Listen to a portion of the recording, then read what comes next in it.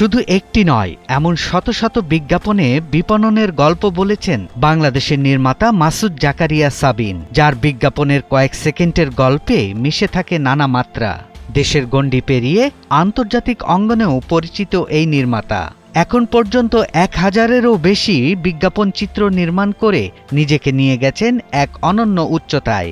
আমাকে যখন আমার লোকেশন ম্যানেজার নিয়ে যাচ্ছে, বলছে স্যার এই পাশে তাকাবেন না, কারণ এই পাশে হচ্ছে মানে অবজেক্ট নড়লেই গুলি করবে। সো অমন একটা জায়গায় আমি 1000-এর পরে আর আসলে কয়টা শ্যুট করেছে আমার কাউন্ট নাই, মানে এখন আর হয় না অ্যাকচুয়ালি। মানে ও আগে খুব এক্সাইটেড থাকতাম যে আচ্ছা এই মাসে এটা শ্যুট করেছি, ওই মাসে এটা লিখে রাখতাম। তো ওই যখন 500 ক্রস হয়ে গিয়েছিল তারপর থেকে আসলে লেখার প্র্যাকটিসটা চলে গেছে। আর সাবিনের বিজ্ঞাপন নির্মাণের যাত্রা শুরু হয়েছিল এক যুগেরও আগে। এরপর থেকে তিনি থেমে থাকেননি। দেশি বিদেশি ব্র্যান্ডের সঙ্গে কাজ করে তিনি গড়ে তুলেছেন এক বিশাল ভান্ডার, যেখানে প্রতিটি কাজেই রয়েছে সৃজনশীলতা, নান্দনিকতা ও পেশাদারিত্বের নিখুঁত মিশেল।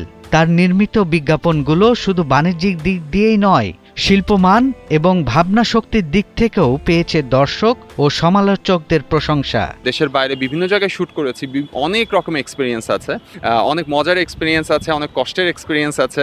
সবচেয়ে বড় বিষয় হচ্ছে যে স্যাটিসফ্যাকশন লেভেলটা যদি আপনি কাউন্ট করেন, একটা ডিরেক্টরের স্যাটিসফ্যাকশন লেভেল কখনোই কাউন্ট হয় না। মানে আপনি ভালো করতে যাবেন এবং এর থেকে ভালো কিছু করার জন্য আসলে আপনি সবসময় ট্রাই করবেন। সো ওই স্যাটিসফ্যাকশন লেভেলটা বলবো না যে রিচ করতে পেরেছি, বাট ওকে, ট্রাই করে যাচ্ছি ভালো কিছু করার, ইনশাল্লাহ আরও কিছু ট্রাই করব। এত বিশাল সংখ্যক বিজ্ঞাপন নির্মাণের রেকর্ড বিশ্বে বিরল। সে কারণে মাসুদ জাকারিয়া সাবিন ইতিমধ্যে তার কাজের প্রামাণ্য দলিল, তথ্য ও স্বীকৃতি সংরক্ষণ করে গিনেস বুক অব ওয়ার্ল্ড রেকর্ডসে নাম অন্তর্ভুক্তির জন্য প্রাথমিক প্রস্তুতি শুরু করেছেন।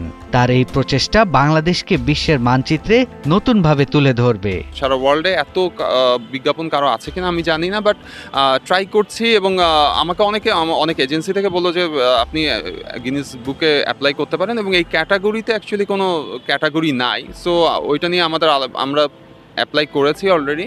সো এটার হয়তো খুব শীঘ্রই ফিডব্যাক আসবে। সাবিন বলেন, শুধু কাজ করেছি আমার ভালোবাসা থেকে, কিন্তু যখন দেখলাম সংখ্যাটা 1000 ছাড়িয়েছে তখন মনে হলো এই কৃতি শুধু আমার নয়, এটা বাংলাদেশের বিজ্ঞাপন জগতেরও।